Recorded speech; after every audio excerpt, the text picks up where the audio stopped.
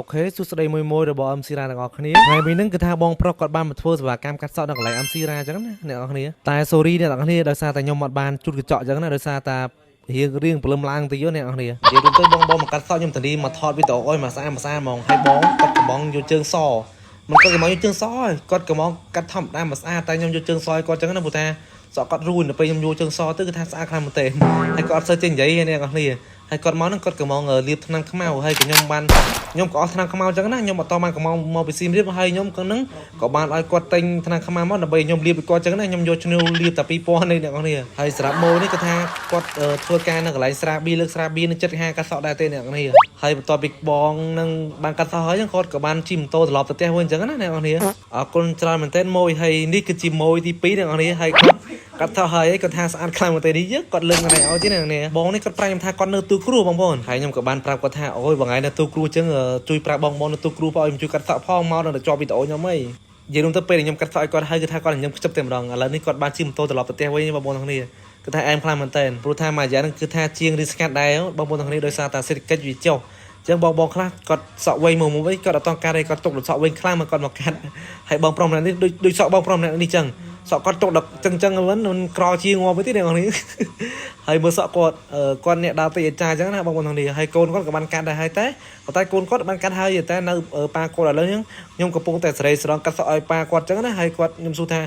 បងឯងចង់កាត់ម៉ូតគេថាអូណែចង់កាត់ម៉ូតគេបានដែរសំខាន់កាត់សមហើយខ្ញុំក៏បានសេរីស្រងឲ្យគាត់អញ្ចឹងណាហើយនេះពេលកាត់ខាងហើយបងប្អូនទាំងនេះខ្ញុំក៏បានសភាគាត់ពី3ជំនួសអញ្ចឹងណាថាបងឯង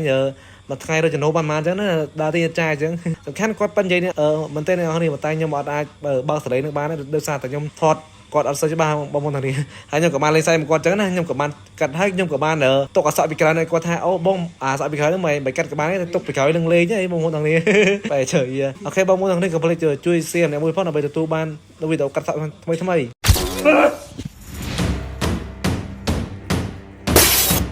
ួយមិនលេងមែនតើជួយដាក់អើយបាញ់មកអើយไอ้เจ้าตะเกาเลยบ่อยมันตึกไอ้ถึงมันอยู่กัดไอ้ละ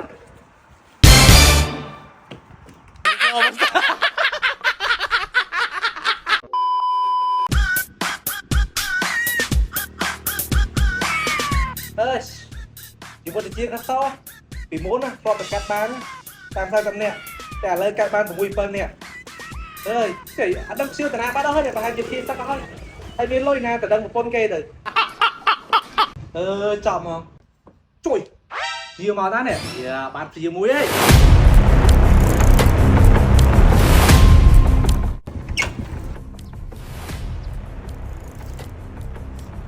trời hàng cà sọ mà trời là cái món bên cạnh nhá anh mình cài thế chú là hàng cà sọ bên tôi vậy cho bánh ra thành to ăn hàng cà sọ ở trên mơ con ấy rồi ôi má vậy chứ bác lên mới rồi ồ hàng cà sọ bên cà sọ anh nuôi ta mọi người trốn mà trốn mày cắt rồi mười ấy thì cũng lọc mình nhá rồi lọc mày quấy mày chân cắt tao rồi ấy cũng lọc mấy ấy à sông tôm non thiết bông hoặc là khô đặt ba phiếu tôm nhung tôm mấy bò nhung phải nhập cho lời chạy cho cắn mốt cái gì đông hải mấy à cái lại cho cắn mốt cái một anh đây xa trên kia nông mặt cho nóมันถึงrồi nè cắt không rồi nè mẹ khao thằng áo trầu chốt pro mình ở trong công lớp cao máu lươn xoan mà ra này chân đại một đâu mà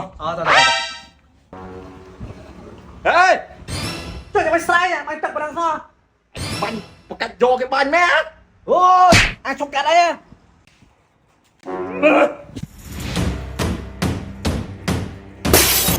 trời mày lên bằng tên trời ơi anh bánh lên máu ơi cái cho thằng áo là bà bòi mày tức cái thương mới chưa cắt cái này ra